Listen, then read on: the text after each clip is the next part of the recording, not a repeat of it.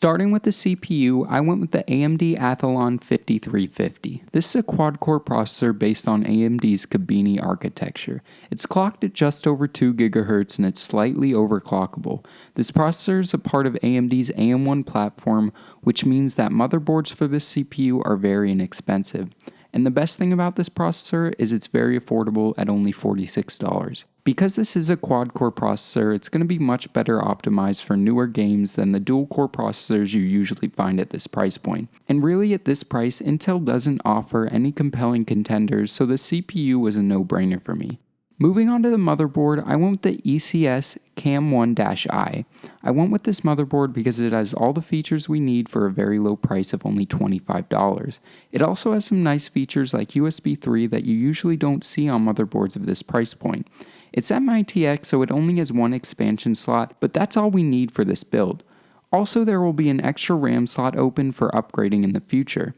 Speaking of RAM, I went with the 4GB stick of Crucial RAM.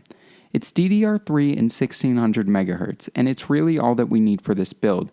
It's nothing fancy, but for $19, it's a good deal. And even though 8GB of RAM seems to be the de facto standard for gaming PCs, you're really not going to see any noticeable increase in performance from 4 to 8GB in a system like this. Moving on to storage, I didn't go with any specific drive, and that's because Newegg has a selection of $10 drives on their site that constantly changes.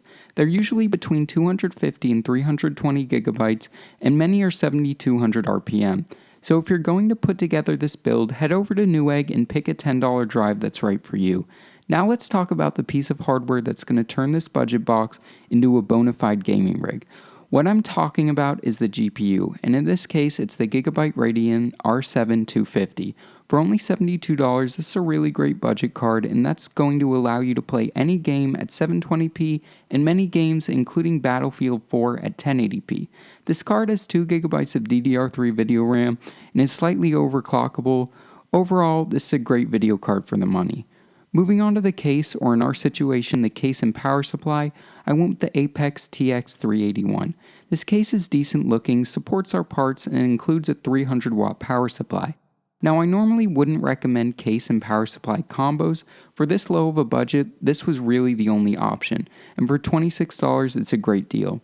So really that wraps up the build, guys. What I'm going to do is leave links in the description to gameplay of the CPU and GPU combo, just so you guys can see the exact performance you can expect from this build.